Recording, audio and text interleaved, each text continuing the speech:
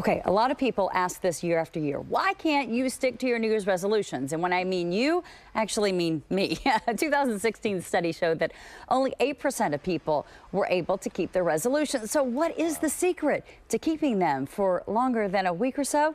Our health expert, Dr. Larry Burchett, is here now. So, Dr. Larry, Happy New Year. How do we, thank you, stick to these resolutions? Wow, 8%, that's I know, incredible, right? It's kind of depressing. Well, the first thing that makes me think of is that we pick things that are too big, like losing 50 pounds instead of just 5 pounds, a small, bite-sized, realistic goal. Okay, so you're saying then start small.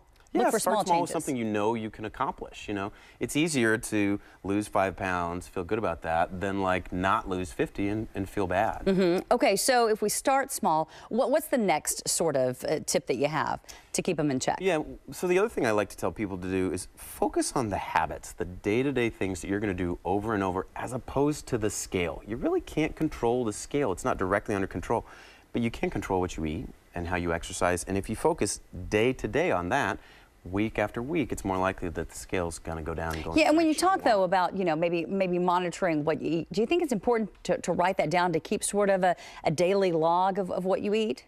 I don't think it's necessary, but for some people it can be very helpful. So when I try to tighten up, and I actually was talking with somebody today about this, yeah, tracking and knowing exactly what you're eating, how many carbs, how many grams of protein, and how many calories you're consuming can be helpful. It's kind of like consciousness and awareness of what's going in. Oh, you were talking to me, though, about the importance of writing down the goal, writing down your resolution. Why is that important? If you did just one thing, if you actually wrote it down, study after study has shown that you're much more likely to achieve that goal. If it's down on paper, there's kind of an act of commitment. I don't know, the universe moves a little bit, I think, when you do that. Should you go back to what you wrote down? Like, you know, weekly, monthly, go back and sort of review, oh yes, I said that I was going to be consistent about my workouts, so I need to you know, reset and make sure I do that this week. Put it on your bathroom mirror. Yeah. Put it on somewhere where you see every day to remind you, and then your brain kind of engages like, okay, how can I accomplish that goal? And your brain even works when you're sleeping. Yeah, okay, so start small,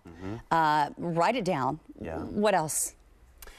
So a couple of the other things, so kind of along the lines of write it down, which is for you, but tell someone. Okay. So tell somebody who can keep you accountable. Maybe once a week they check in, a partner, friend, sibling, hey, how's it going with whatever, X, Y, and Z. Now, if you really wanted to do that to the max, you could post it on social media and tell everybody. And I don't think that's for everybody. I think that might kind of freak some people out, especially if you have issues with weight loss and anxiety and stuff like that. But there actually is some research to suggest that the more you commit to that goal and put it out there, the more likely it is to happen. Yeah, and it seems to me, though, that if you do put it out there publicly, perhaps you can encourage other people. And it's sort of like this buddy system. Okay, I went to the gym today. Did you, Heather? And sort of hold you in check a little bit. Yeah, that's a good idea. Yeah. Okay. Good point. Hey, Dr. Larry, thanks so much for being here. Good luck on all of us in keeping our resolutions. By the way, you have one this year? Do I? Yeah. I do. You're not going to share it? This is your chance to talk publicly about it.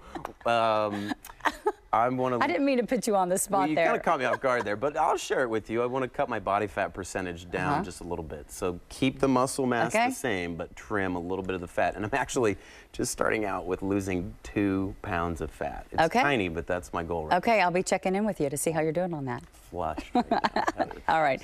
Thanks, Dr.